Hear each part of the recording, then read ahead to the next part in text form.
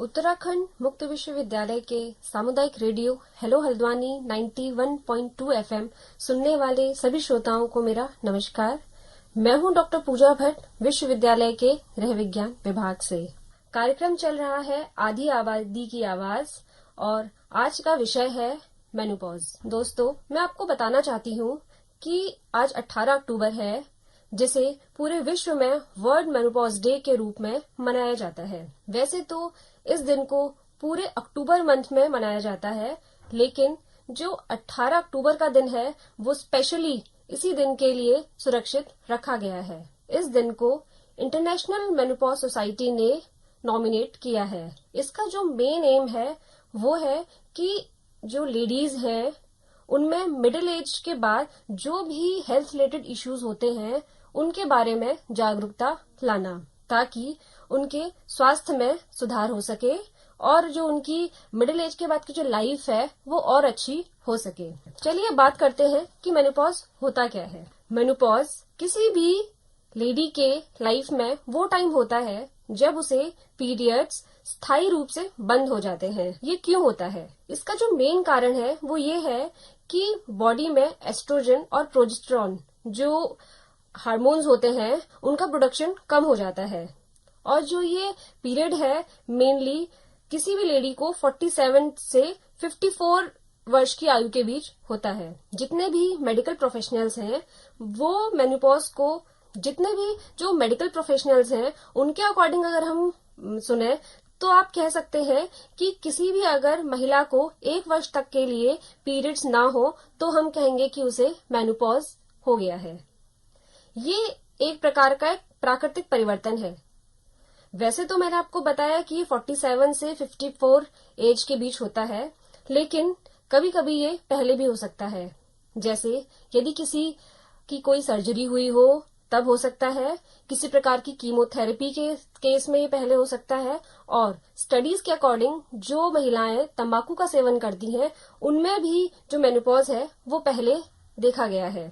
और जब हम बात करेंगे कि इसके क्या लक्षण होते हैं तो आप कह सकते हैं हॉट फ्लैशेस, रात को पसीना आना, मूड में बदलाव और नींद न आना, ये इसके मेन सिम्टम्स हैं।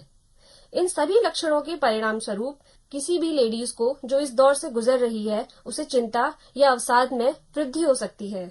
मेनोपॉज के बाद जो महिलाएं हैं वो हार्ट डिजीज का भी उन्हें सामना करना पड़ सकता है। इसके अलावा ऑस्टियोपोरोसिस जैसी स्थितियों का भी उन्हें सामना करना पड़ सकता है। हमारी सोसाइटी में इसे एक बीमारी के रूप में देखा जाता है, जबकि ये बीमारी नहीं है, ये उम्र का एक सामान्य हिस्सा है। और इस तरह आप समझ सकते हैं ये कोई भी एक इलाज योग्य स्थिति नहीं है। ये एक हिस्सा है जो किसी भी महिला के जीवन में आता है और टाइम के साथ पास होके चला जाता है। जो आज हम डे सेलिब्रेट करते हैं, वर्ल्ड मेनोपॉज डे, इसका जो मेन एम है वो ये है कि लोग इस बारे में बात करें। जब लोग इस बारे में बात करेंगे तो उससे शोध भी होंगे इस डायरेक्शन में, और जो महिलाओं की जो इस ओर जो समस्याएं हैं उनका समाधान भी संभव हो पाएगा। इसके अलावा इसका उद्देश्य यह भी है कि हम अपने समाज के महिलाओं के अतिरिक्त पुरुषों को भी हम इसमें जागरूक कर सकें।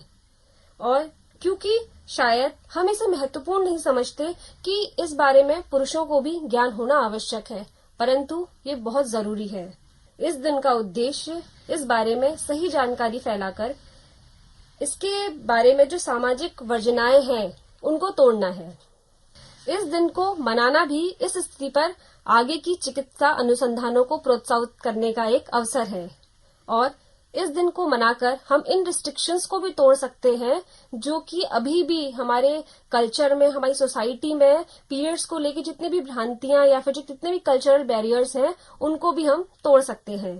वर्ल्ड मेनोपॉज डे मनाने को, जो मेनोपॉज है इसके प्रभावों पर बातचीत करने और शोध को प्रोत्साहित करने के रूप में आप देख सकते हैं, क्योंकि सभी महिलाओं को इस दौर से गुजरना होता है। अतः ये महत्वपूर्ण है कि हम इसके परिणाम स्वरूप होने वाले प्रभावों के लिए तैयार रहें, ताकि हम बेहतर और स्वस्थ जीवन जी सकें। चलिए अब हम बात करते हैं इंडियन कंटेक्स्ट में मेनोपॉज क्या है। भारत भी कई राष्ट्रों की तरह पितृसत्तात्मक मूल्यों द्वारा ही शासित होता है। यहाँ पर भी मेनोपॉज को या पीरियड्स को एक कल्चरल, सोसाइटल बैरियर समझा जाता है और हमारे समाज में भी इसकी चर्चा विरले ही होती है। भारत में मेनोपॉज से रिलेटेड जितने भी स्टडीज हुई हैं, उनसे हमें ये संकेत मिलता है कि इंडियन सोसाइटी में इसे एक पॉजिटिव वे में देखा जा रहा है, क्योंकि ये महिलाओं की जो भी सामाजिक प्रतिबंध है उसको हटा देता है, जो कि सांस्कृतिक दृष्टिकोण के साथ आते हैं। इस फील्ड में जो भी स्टडी हुई है उस दौरान हमें ये पता चलता है कि जो भी महिलाएं हैं वो पीरियड्स को एक नेगेटिव वे में लेती हैं। उसके कारण है, जैसा पहला कारण तो ये है कि हमारे देश की कितनी ही ऐसी महिलाएं हैं, एक बड़ी आबादी का हिस्सा ऐसा है जो इस दौरान होने वाले जो प्रोडक्ट्स हैं, हाइजीन और सैनिटरी प्रोडक्ट्स हैं, उनका उनके लिए अभाव है। उनके लिए ये प्रोडक्ट्स नहीं है, वो या फिर आप कह सकते हैं वो इन प्रोडक्ट्स को अफोर्ड नहीं कर पाते हैं, तो जिसके लिए उन्हें एक परेशानी का सामना करना पड़ता है। इसके अलावा गरीब महिलाएं जो है उनके लिए स्वच्छता मेंटेन करना बहुत मुश्किल है इस दौरान, क्योंकि उनके पास सीमित स्थान है घर में, और कईयों के तो जो घर के अंदर शौचालय न होने की वजह से भी उन्हें ड्यूरिंग पीरियड्स बहुत सारी परेशानियों का सामना करना पड़ता है। तो इसलिए उन्हें लगता है कि जो मेनोपॉज है वो एक पॉजिटिव चीज है उनके लिए, क्योंकि उन्हें इन सब चीजों को फिर फेस नहीं करना पड़ेगा। इंडिया में जितनी भी ऐसी महिलाएं हैं जो सैनिटरी नैपकिन्स या इन चीजों का उपभोग नहीं कर पा रही हैं सही से, या उनके पास पानी, स्वच्छता या फिर स्वच्छता सुविधाओं की कमी है, तो उनके लिए पीरियड्स के दौरान जो मैनेजमेंट है वो बहुत मुश्किल हो जाता है। और कितनी बार जो यंग लड़कियां हैं उनको ड्यूरिंग पीरियड्स शर्मनाक और असहज की स्थिति उनके लिए पैदा हो जाती है, तो वो मेनोपॉज को एक पॉजिटिव वे में देखती हैं। तो इसलिए आप कह सकते हैं कि जो इंडिया में जो पीरियड्स है वो एक नेगेटिव इम्पैक्ट पैदा करते हैं इन लोगों के लिए, जिनके लिए इस दौरान जो मैनेजमेंट है, मेनली जो स्वच्छता प्रबंधन है, वो मुश्किल होता है, खासकर उनके लिए। तो ये महिलाएं पोस्ट मेनोपॉज को इस तनाव से मुक्ति के रूप में देखती हैं। इसके अलावा क्योंकि जो पीरियड्स के दौरान वो किसी भी ऐसी जगह नहीं जा सकती हैं जैसे मंदिरों में आदि में, तो वो सोचती हैं कि मेनोपॉज होना इन सब रिस्ट्रिक्शन से मुक्ति पाना है। तो ये तो हो गई इंडिया की बात। अब हम बात करते हैं कि जो इस बार की जो थीम है, 2022 की जो थीम है वर्ल्ड मेनोपॉज डे की, वो क्या है। इस बार की जो थीम है वो है brain fog and memory difficulties in menopause. जब मेनोपॉज की स्टेज में कोई भी महिला पहुंचती है, उसे कुछ प्रॉब्लम्स होती हैं, जिनमें ब्रेन फॉग एक मेन सिम्टम है। ब्रेन फॉग क्या होता है? ब्रेन फॉग लक्षणों का समूह है जो मेनोपॉज के आसपास एक कोई लेडी फील करती है। ये ऐसा इसलिए होता है कि बॉडी में एस्ट्रोजन का लेवल है वो कम हो जाता है। इससे मस्तिष्क की जो कार्य करने की जो क्षमता है वो थोड़ी कम हो जाती है। इससे स्मृति में हानि होने लग जाती है। ब्रेन फॉग कोई एक मेडिकल प्रॉब्लम नहीं है, बल्कि आप इसे कहेंगे कि एक लक्षणों का समूह है जहां व्यक्ति को सोचने में कठिनाई का सामना करना पड़ता है। एक विचार पर ध्यान केंद्रित करने में असमर्थता होती है। कितनी बार ऐसा होता है कि वो उचित वाक्य बनाने में भी असमर्थता उसे होती है। चलिए थोड़ा डिटेल में बात करते हैं ब्रेन फॉग के लक्षणों के बारे में। इसमें जो मेन लक्षण है वो है एकाग्रता में कमी, स्मृति में हानि होना, धुंधला या फीका विचार, अत्यंत थकान, नींद महसूस होना, निराशा महसूस करना, आत्मसम्मान में कमी का अनुभव होता है, और किसी भी काम में जो उनका प्रदर्शन होता है वो बहुत अच्छा नहीं होता है, मन उदास होता है।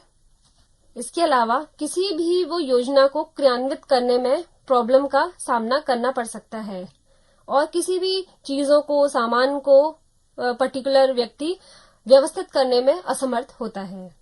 या आप अगर बहुत ही कॉमन सिम्टम्स इनके कहें तो आप ऐसा कह सकते हैं शब्दों या फिर संख्याएं याद न होना। दैनिक जीवन में कई प्रकार के व्यवधान आ सकते हैं, जैसे चाबियों को गलत जगह रख देना। ये जो ब्रेन फॉग के मेन सिम्टम्स हैं। तो ये इस दौरान कोई भी लेडी जो मेनोपॉज के दौर से गुजरती है वो इस चीज को फील करती है।